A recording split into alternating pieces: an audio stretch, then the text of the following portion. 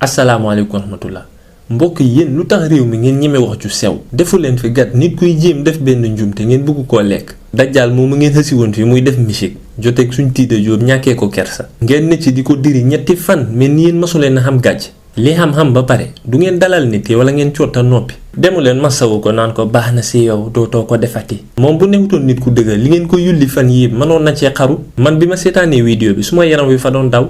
ñàkk kersa ba dof tiida jóob def na njuumte loolu kenn werantewu ko waaye seen dajjaal moomu fa réew ba nëb rusloo nit ki si mbooloo mu xem ni yoomal xiyam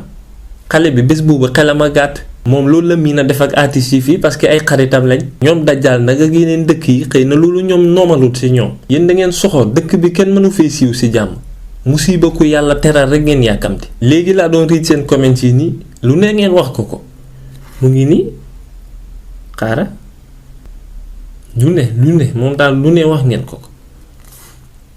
daa yéene doomi aadama xaaral de ma woon la kii mu ne dafa faraw baax na si moom kii mu ne du ko ñaareel de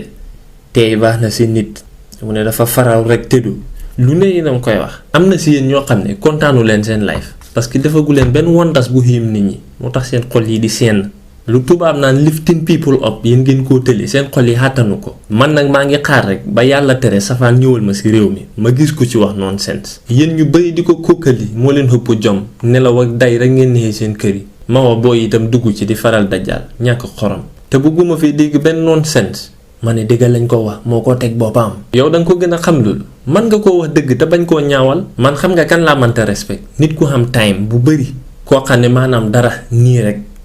TikTok jaxase fen fu ne yaa ngi fa lu ne sa yoonaan ca te léegi man réew mi mënatumaa xàmmee góor ñeeg jigéen ñi ñëpp a paccaxe ponkalu ndongo wu xem ni bàyyam ngay gis mu xenu téléphone almaami